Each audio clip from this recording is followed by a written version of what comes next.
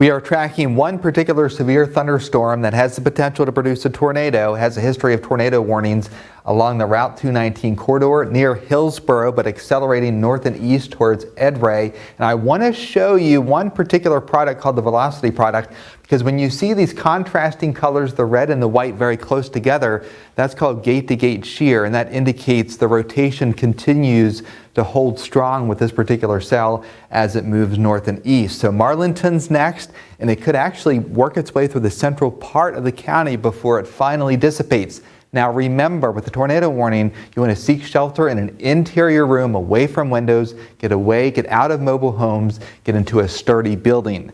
Besides that storm, we have very heavy rain that's aligned right here along the southern Appalachians, rain rates of about 3/4 of an inch an hour. So after this particular storm moves out, we're going to transfer all this energy into heavy rain production during the overnight period. So there will be standing water in spots as this rain comes down on relatively dry soils. It extends all the way down to Atlanta from this low pressure that is slowly pushing its way east.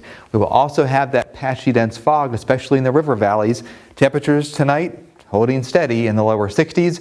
We will have downpours early in the morning, and then late in the day, the high temperature tomorrow, 68 degrees. So that window of opportunity to get outside when it's not raining as hard or just sprinkling will be between 11 a.m. and 3 p.m. Hurricane Helene is in the Gulf of Mexico. It's going to accelerate into the Florida Panhandle. Combination of being a Category 4 major hurricane and its forward speed will create an extreme storm surge threat in the Big Bend. That storm then hooks back near the low pressure that's producing the rain here now. And the impact for us with Helene Thursday night into Friday will be some heavy rain early in the morning and then some pretty strong winds. One particular analog storm was Opal that took a similar track and produced gusts of 41 miles an hour at the Beckley Airport. So we have the storm surge threat in Florida, the catastrophic flooding in the southern Appalachians. We'll have about an inch of rain on Friday, most of that done by 5 o'clock. We will all see those gusts 35 to 45 miles an hour, so there will be sporadic power outages and some downed limbs and even maybe some small trees. Part of this due to the fact that these trees with very weak root systems are famished from the drought, and then we get the rain on top of it that loosens the soil a little bit near the surface.